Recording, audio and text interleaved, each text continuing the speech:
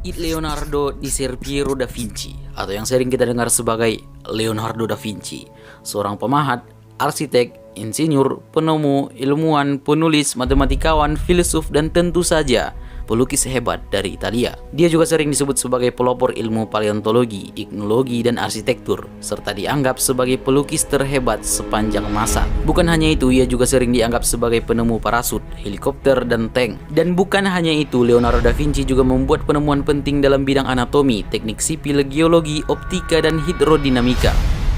Leonardo lebih terkenal sebagai seorang pelukis. Kalian pasti sudah pernah melihat salah satu karyanya, Mona Lisa. Lukisannya yang paling terkenal dan adalah potret manusia paling populer yang pernah ada.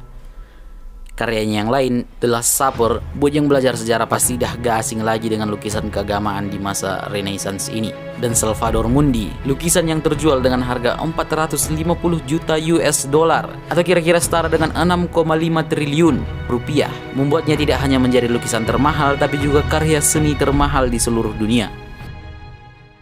Kita akan mencoba mencari tahu apa rahasia dari orang paling jenius sepanjang sejarah manusia ini. Apa yang membuatnya tidak hanya bisa, tapi expert di bidang-bidang yang sangat banyak itu.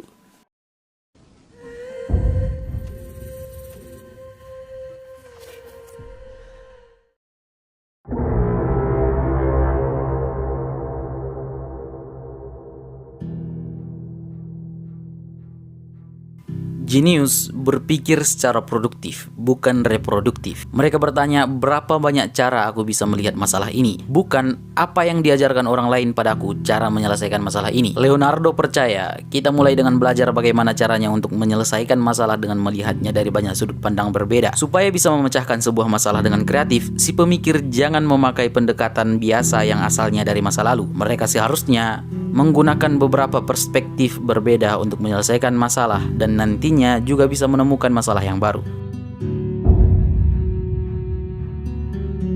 Orang-orang jenius memaksakan hubungan dari satu subjek ke subjek lain yang benar-benar berbeda, yang membuat mereka bisa melihat sesuatu yang tidak bisa dilihat orang lain.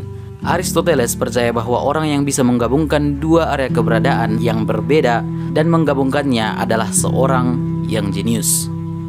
Leonardo da Vinci pernah memaksakan hubungan antara suara dari bel dan batu yang mengenai air untuk membuat pola dan mengambil kesimpulan bahwa suara berjalan dalam gelombang. Dia juga pernah menggabungkan tubuh manusia dan bumi. Dia pernah berpikir bahwa air yang ada di bumi mungkin bersirkulasi sama dengan pembuluh darah manusia. Ya, dia mungkin bisa salah, tapi ini yang membuatnya bisa semuanya. Dia tidak apa-apa merasa salah karena dia percaya itu satu-satunya cara untuk belajar dan berkembang jadi lebih baik. Da Vinci tertarik dengan anatomi. Dia menggunakan kemampuannya dalam melukis untuk membuat Vitruvian Man, sebuah studi untuk proporsi tubuh dan adalah contoh dari interseksi antara dua jenis bidang yang berbeda, matematika dan seni.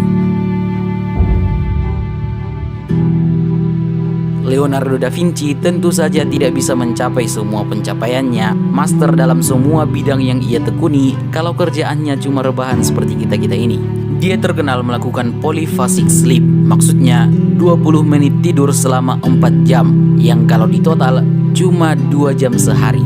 2 jam tidur dalam sehari.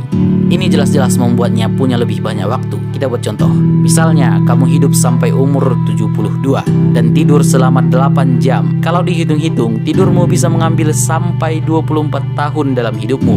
Tapi kalau tidur cuma 2 jam sehari, kamu bisa dapat lagi 16 tahun dari tidur itu dan cuma menghabiskan 6 tahun hidupmu. Dengan asumsi kamu mulai melakukannya sejak lahir, yang gak mungkin terjadi, tapi kalian ngertilah poinnya. Leonardo pernah berkata, waktu bertahan lebih lama untuk mereka yang mau menggunakannya.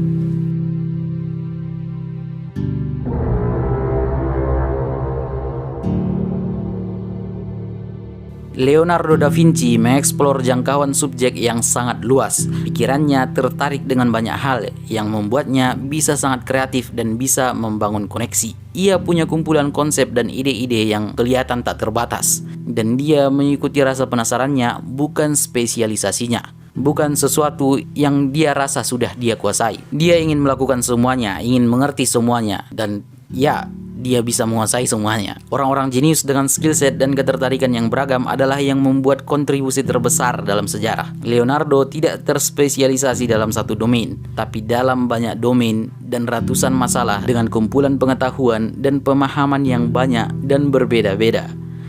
Dia adalah seorang polymath. Polymath atau polimatik itu simpelnya orang yang mendalami lebih dari satu subjek dan mampu menguasainya. Seorang polymath bisa melihat dunia dengan perspektif yang unik. Mereka bisa menemukan pola yang tidak bisa dilihat orang lain.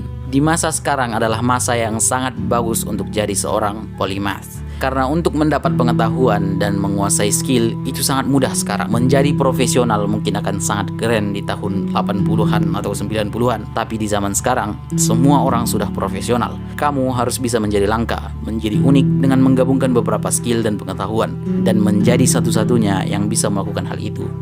Leonardo da Vinci adalah seorang polymath. Dia tertarik dengan semuanya, ingin menguasai semuanya, ingin mengetahui semuanya. Seperti yang dikatakan Leonardo da Vinci, pelajari sains dari seni dan seni dari sains. Kembangkan indramu, terutama belajar melihat. Sadar bahwa semuanya terhubung dengan yang lainnya. Jadi rahasianya, Leonardo da Vinci adalah seorang polymath. Terima kasih. Bye.